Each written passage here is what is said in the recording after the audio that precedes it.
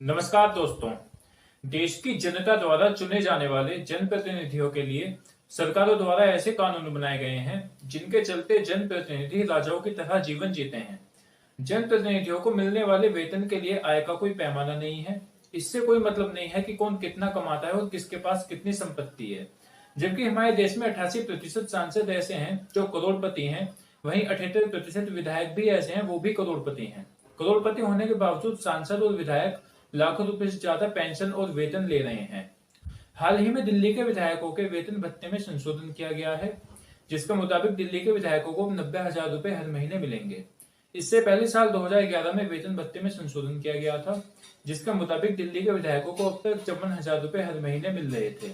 लेकिन अब दिल्ली के विधायकों को हर महीने 90,000 रुपए मिलेंगे। इसमें वेतन के अलावा टेलीफोन अलाउंस, कन्वेंस अलाउंस और सेक्रेटरियल अलाउंस शामिल है। देश के बाकी राज्यों की बात करें तो तेलंगाना ऐसा राज्य है जो विधायकों को सबसे ज्यादा वेतन देता है। तेलंगाना में विधायकों को 2.5 लाख रुपए वेतन मिलता है। वहीं सबसे कम वेतन देने वाला राज्य त्रिपुरा है, जहां के विधायकों को हर महीने 34,000 रुपए मिलते हैं।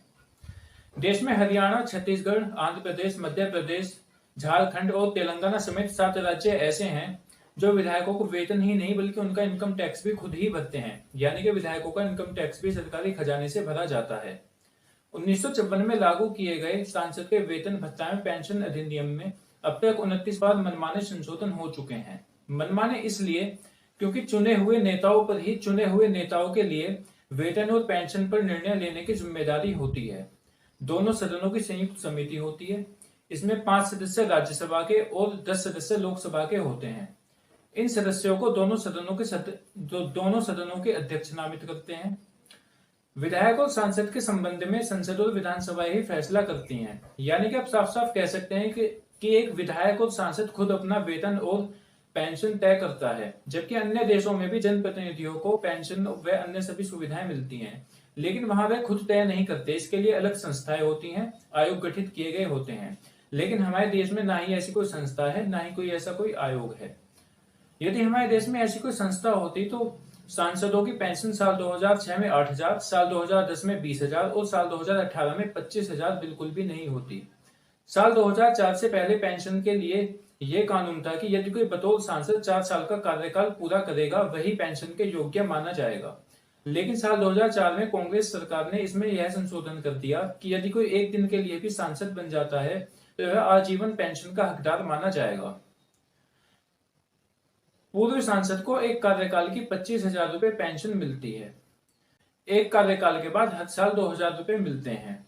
यानी कि यदि कोई 6 साल से सांसद है तो उसे 25,000 पेंशन और 2,000 रुपए अलग से मिल रहे होते हैं। पेंशन के अलावा अन्य सभी सुविधाएं भी मिलती हैं, जैसे मेडिकल सुविधाएं और ट्रैवल अलाउंसेस। 2019 में शिमला से तत्कालीन सांसद वीरेंद्र कश्यप ने 20 लाख रुपए का ट्रैवल अलाउंस का बिल लगाया था। जिस देश में प्रति व्यक्ति आय 10,500 रुपए हो, जिस देश में लोगों को 2 वक्त की रोटी नसीब ना हो रही हो, उस देश में इसी जनता द्वारा चुने गए जनप्रतिनिधि देश के संसाधनों का दुरुपयोग करने में लगे हुए हैं। यदि कोई राज्यसभा और लोकसभा दोनों सदनों का सदस्य रह चुका है तो उसे दोनों सदनों से दोहरी पेंशन मिलेगी। ऐसे यदि कोई विधानसभा और लोकसभा दोनों सदनों का सदस्य रह चुका है तो उसे भी दोनों सदनों से मिलने वाली दोहरी पेंशन मिलेगी। विधायकों की बात करें तो विधायक पेंशन के मामले में सांसदों से कहीं आगे हैं। 20 राज्य ऐसे हैं देश में जो सांसदों से ज्यादा विधायकों को पेंशन देते हैं। कई विधायक ऐसे हैं जिन्हें 5 लाख रुपए से ज्यादा हर महीने पेंशन मिलती है। यानी कि देश के राष्ट्रपति की सैलरी से भी ज्यादा विधायक पेंशन ले रहे हैं। अब सवाल यह है कि विधायकों को इतनी पेंशन मिल क्यों रही है? तो इसके पीछे एक प्रावधान है। हर कार्यकाल के बाद पेंशन जुड़ती जाती है। मान लीजिए यदि कोई 5 बार से विधायक है तो उसे 5 कार्यकाल की अलग अलग पेंशन मिलेगी। विधायकों की पेंशन के लिए कार्यकाल की जो बंदिश है उसे केवल 4 राज्यों ने लागू किया हुआ है। असम में 4 साल, उड़ीसा में 1 साल, त्रिपुरा और सिक्किम में 5 साल है। देश में गुजरात केवल ऐसा राज्य है जो विधायकों को पेंशन नहीं देता। यहाँ साल 1984 में पेंशन के लिए एक कानून आया था, जिसमें एक कार्यकाल के लिए 300 रुपया और एक कार्यकाल के बाद हर साल 60 रुपए देने की बात की गई थी। लेकिन तब विपक्ष में मौजूद पूर्व सीएम बाबूभाई पटेल ने इसका विरोध किया। साल 1986 की एक रिपोर्ट के मुताबिक 78 विधायकों ने पेंशन लेने से मना कर दिया।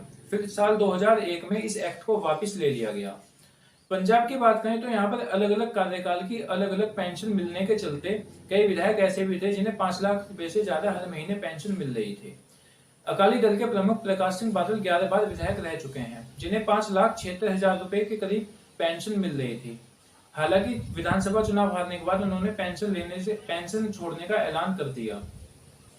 अलग अलग कार्यकाल की अलग अलग पेंशन मिलने के चलते सरकारी खजाने पर काफी बोझ पड़ रहा था। इसी के मद्देनजर सीएम भगवंत मान ने 1 एमएलए 1 पेंशन का फॉर्मूला राज्य में जारी कर दिया। यानी कि विधायक चाहे कितनी बार भी रह चुका हो, उसे एक कार्यकाल की पेंशन ही मिलेगी।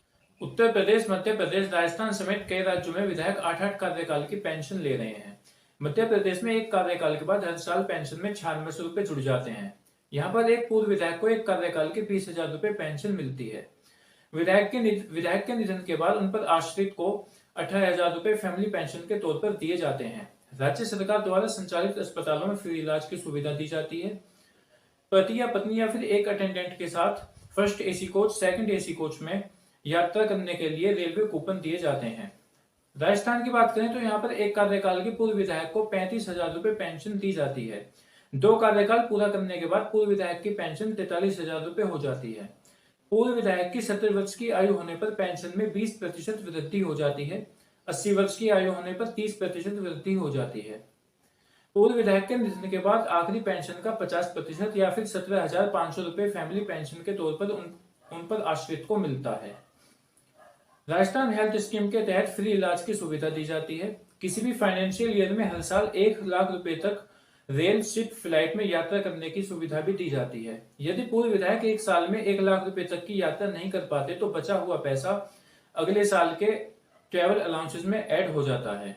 उत्तर प्रदेश की बात करें तो यहाँ पर 2000 से अधिक पूर्व विधायक हैं जिन्हें पेंशन दी जाती है। यहाँ पर एक कार्यकाल की पेंशन 25,000 रुपए है। एक कार्यकाल के बाद हर कार्यकाल के लिए 10,000 रुपए जुड़ जाते हैं। यानी कि यदि कोई 2 बार से विधायक है तो उसे 35,000 रुपए पेंशन मिल रही होती है। 2016 में मुख्यमंत्री अखिलेश यादव ने 10,000 से बढ़ाकर पेंशन को 25,000 रुपए किया था। झारखंड में एक कार्यकाल के 40,000 रुपए पेंशन के तौर पर पूर्व विधायक को दिए जाते हैं, लेकिन यह पेंशन की ऊपरी सीमा तय की गई है। यहाँ पर एक पूर्व विधायक की पेंशन 1 लाख रुपए से अधिक नहीं होगी। दर्जनों भर पूर्व विधायक ऐसे हैं जो 1 लाख रुपए तक पेंशन ले रहे हैं। माननीयों की पेंशन को लेकर कई बार सवाल भी उठ चुके हैं। मामला सुप्रीम कोर्ट में पहुंच चुका है। लोक प्रहरी नामक संस्था ने सुप्रीम कोर्ट में याचिका दायर कर जनप्रतिनिधियों की पेंशन और उन्हें मिलने वाली सुविधाओं को रद्द करने की मांग की गई थी। याचिका में कहा गया था कि जनप्रतिनिधियों को पद से हटने के बाद जनता से पैसे से पेंशन देना और अन्य सभी सुविधाएं देना अनुच्छेद 14 समानता के अधिकार और अनुच्छेद 106 का उल्लंघन है। याचिका में यह भी कहा गया कि जनप्रतिनिधियों को पेंशन या उन पर आश्रित को पेंशन देने का बोझ गरीब करदाताओं के ऊपर नहीं डाला जा सकता। सुप्रीम कोर्ट ने अपने अधिकार क्षेत्र से बताते हुए याचिका को खारिज कर दिया। सुप्रीम कोर्ट ने यह भी कहा कि नीतियां बनाना और बदलना संसद के विवेक पर निर्भर करता है। अग्निपथ योजना की घोषणा के दौरान पीलीभीत से बीजेपी के सांसद वरुण गांधी ने ट्वीट करते हुए जनप्रतिनिधियों को मिलने वाली पेंशन पर सवाल किया था। उन्होंने अपनी पेंशन छोड़ने का ऐलान किया था और बाकी सभी जनप्रतिनिधियों से भी पेंशन छुड़वाने की गुजारिश की थी, लेकिन उनके समर्थन में ना ही कोई विपक्षी दल का नेता आया था, ना ही सत्ता दल का नेता आया था, जिससे तस्वीरें साफ हो जाती हैं कि जनप्रतिनिधि करोड़पति होने के बावजूद भी अपनी पेंशन नहीं छोड़ना चाहते। इससे भी शर्मनाक बात और क्या हो सकती है कि पेंशन लेने के मामले में बड़े बड़े उद्योगपति और बड़े बड़े अभिनेता भी पीछे नहीं है। हर साल सरकारी खजाने का सैकड़ों करोड़ रुपया करोड़पति जनप्रतिनिधियों को पेंशन देने के लिए खर्च किया जाता है, लेकिन सरकार चाहे कोई भी आई हो, किसी ने भी इसमें कटौती नहीं की, ना ही पेंशन पर रोक लगाई। जब देश के प्रधानमंत्री आम जनता से गैस सिलेंडर पर सब्सिडी छुड़वाने को आह्वान कर सकते हैं, तो क्या वो जनप्रतिनिधियों की पेंशन नहीं छुड़वा सकते? देश में इस तरह के कानूनों पर किसी ने सवाल नहीं किया कि एक सांसद या एक विधायक खुद अपना वेतन तय करता है। एक तरफ अग्निवीर हैं जिनकी सर्विस की समय सीमा 4 साल है, जो राष्ट्र की सुरक्षा करेंगे, उन्हें पेंशन नहीं दी जाएगी, और वहीं दूसरी तरफ देश के जनप्रतिनिधि हैं जो ऐशो आराम की जिंदगी जीते हैं। फिर चाहे कोई एक दिन के लिए भी सांसद क्यों ना बन जाए, उसे आजीवन पेंशन का हकदार माना जाता है। दोस्तों, आप हमें कमेंट बॉक्स में अपनी राय दीजिए, वीडियो को लाइक कीजिए, शेयर कीजिए और चैनल को सब्सक्राइब कीजिए। धन्यवाद।